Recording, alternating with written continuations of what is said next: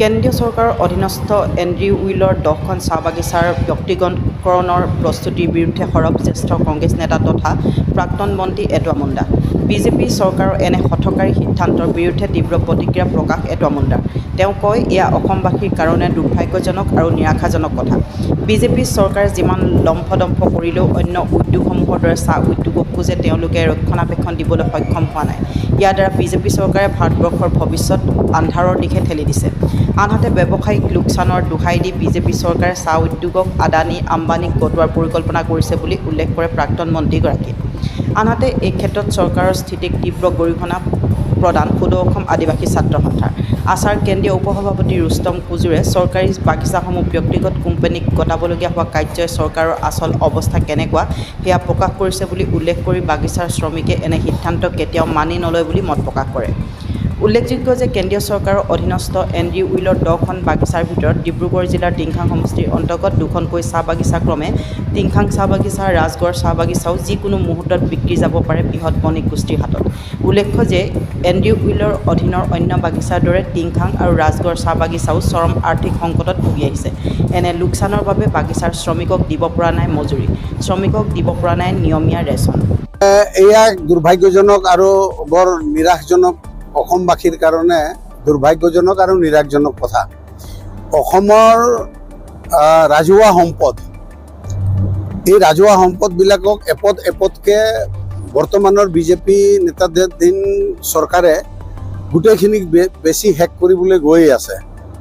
এয়াৰপৰ্টৰ পৰা আৰম্ভ কৰি, কাগজ কলৰ পৰা আৰম্ভ কৰি বিভিন্ন, এইটো নতুন কথা আৰু নহয়।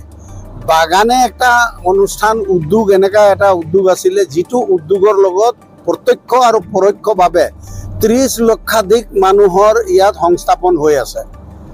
প্ৰত্যক্ষ আৰু পৰোক্ষভাৱে 30 লক্ষাধিক, 8 লক্ষাধিক লোক কেজুৱেল আৰু পাৰ্মানেণ্ট হিচাপে এই বাগান উদ্যোগটো, ইণ্ডাষ্ট্ৰিটো মানে চাহ উদ্যোগটোত আত্মনিৰ্ভৰশীল হৈ আছে। এতিয়া চেণ্ট্ৰেল গভৰ্ণমেণ্ট নেতাধীন যিটো বাগান এণ্ড্ৰইয়েল, এই এণ্ড্ৰইয়েলৰ অসমত থকা 10খন বাগান তেওঁলোকে এতিয়া এইটো চেল কৰিবৰ কাৰণে, ব্যক্তিগত খণ্ডক গতাই দিবৰ কাৰণে এটা ডাঙৰ তেওঁলোকে পৰিকল্পনা কৰিছে। আৰু এই পৰিকল্পনা মতে ইতিমধ্যে চিফ ছেক্ৰেটাৰীয়ে এটা চিঠি প্ৰকাশ কৰিছে।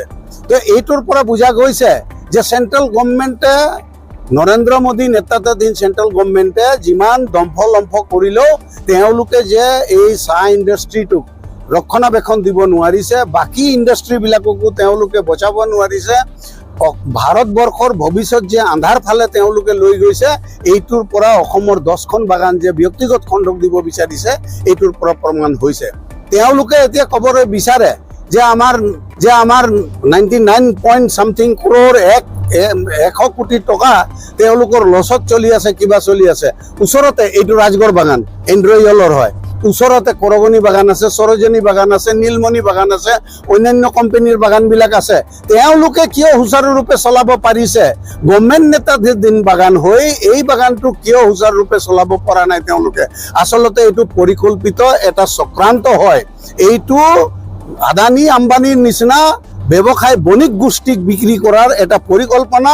যেনেকুৱা ধৰণৰ আমাৰ এয়াৰপোৰ্ট বিক্ৰী কৰিলে, যেনেকুৱা ধৰণৰ আমাৰ ট্ৰেইন বিক্ৰী কৰিছে, যেনেকুৱা ধৰণৰ অন্য ইণ্ডাষ্ট্ৰিবিলাক আদানী আম্বানীক দিছে, বাগান অনুষ্ঠানটোকো, বাগানৰ এই চাহ উদ্যোগটোকো তেওঁলোকে আদানী আম্বানীৰ হাতত গতোৱাৰ নিচিনা এটা পৰিকল্পনা কৰিছে বুলি আমাৰ শংকা হৈছে। এণ্ড্ৰইয়েল কোম্পানী যি ভাৰত চৰকাৰৰ অধীনত গভৰ্ণমেণ্ট অফ ইণ্ডিয়া এণ্টাৰপ্ৰাইজৰ যি চাহ বাগিচাসমূহ মানে ব্যক্তিগত খণ্ডক গতাই দিব, সেইটো আমি গৰিহণা জনাইছোঁ।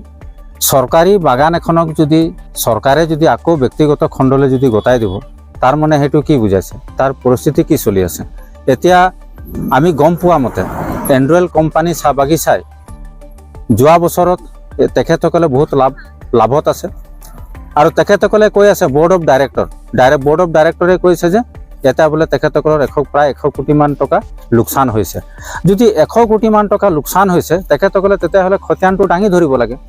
আমি এতিয়া গম পোৱা মতে এণ্ড্ৰইয়েল কোম্পানীয়ে দাৰ্জিলিঙত, এই ছিকিমত কি টুৰিষ্টৰ কাৰণে কৰিছে, তেখেতসকলে কিবা খুলিছে, হোটেল বনাইছে, ৰিজৰ্ট বনাইছে।